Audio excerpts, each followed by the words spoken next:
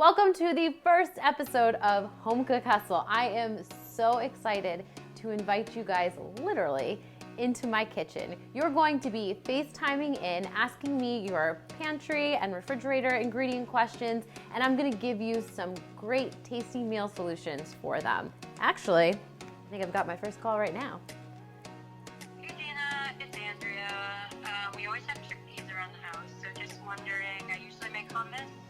What are other ideas that I could use the chickpeas for? I always have chickpeas in my pantry, so I got you covered. I like to roast them as a snack, throw them in salads, but today I am making my crispy chickpea fritters with a spicy marinara sauce. Let's get going.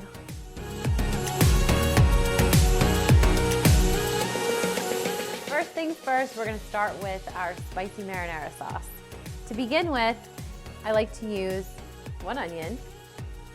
Okay, we're gonna chop that up. You can use a yellow or a white onion. I tend to like yellow onions a bit better.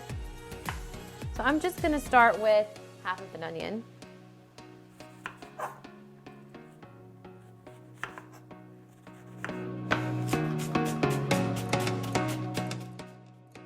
Add some olive oil to a skillet. I'm gonna use about 2 tablespoons to start. I'm gonna go with a medium-low heat with my temperamental stove. There we go. And into the pan go my onions.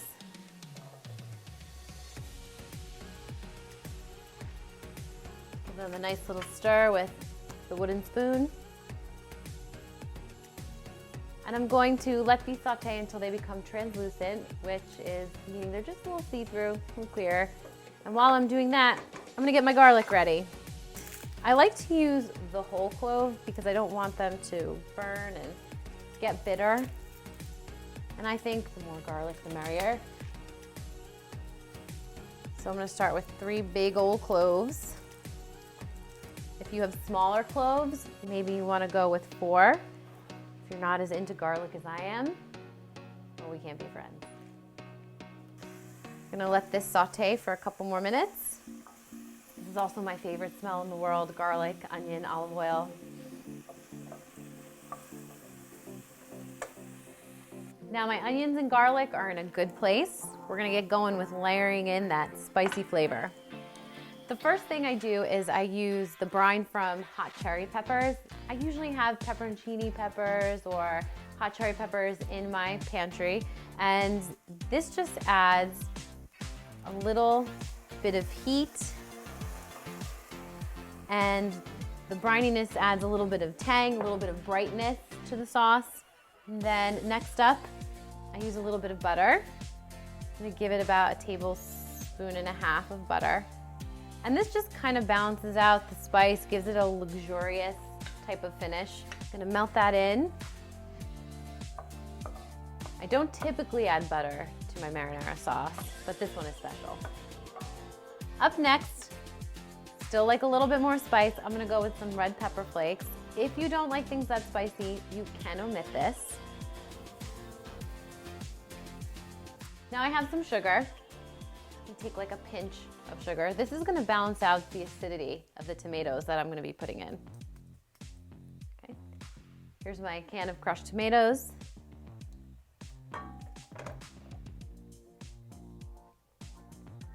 Give that a quick stir.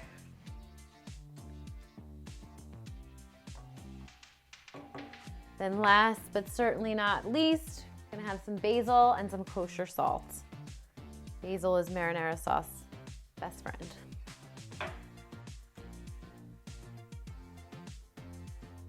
Give it another good stir. I'm gonna let this simmer for about 15 minutes, checking in to stir once in a while I get started on my chickpea fritters. The best part of this recipe is that the food processor does the bulk of the work for you. We're gonna start out with a can of chickpeas. I rinse them and drain them. There you go. Then I have some chopped up garlic. And I chopped it up just to give it a little head start here. I don't want any chunks of garlic in my chickpea mixture, and we're not pureeing it. And we're gonna add in some capers. Love capers. They're briny and salty and just oh so good. Some pecorino romano, because who doesn't love cheese? Then some parsley. I'm gonna be real fancy and just grab some. Put that into the bowl as well. Then a little bit of kosher salt, pepper, and then we're gonna brighten it up a bit with some lemon zest. Go. Just watch your fingers. I've done that before.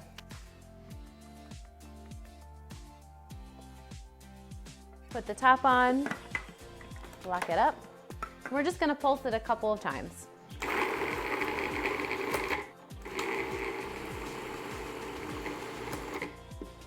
Alrighty, that looks perfect. So I've transferred the chickpea mixture to a bowl, and you can see here it still has a little bit of texture to it. Next, we're just gonna add our binding agents. I'm gonna start with some flour and a beaten egg. Give it a good mix.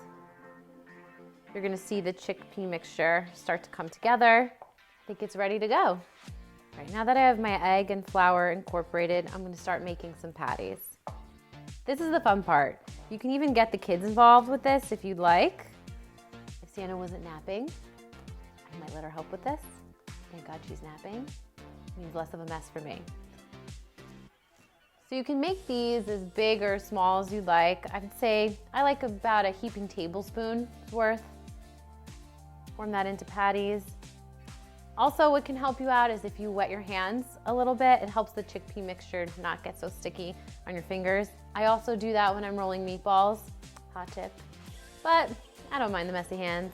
I'm gonna wash them anyway. Last one. Next, we're just gonna fry them up. The sauce is looking and smelling great. I'm gonna get my oil in the pan and start frying. You want it to come up about halfway on your fritter, so I would say about 1/8 of an inch in your pan. I don't always fry with olive oil, but the chickpea fritters are so thin and they cook quickly, and I love the flavor that the olive oil adds. Just make sure to manage your heat because you don't want the fritters or the olive oil to burn. My oil is hot and I'm going to put a couple of these chickpea fritters in the pan. I don't want to crowd my pan. I want to give them space to get nice and golden brown on each side, about 3 minutes per side. These are looking good. They're getting nice and golden brown. Means they're going to be good and crispy. Ooh.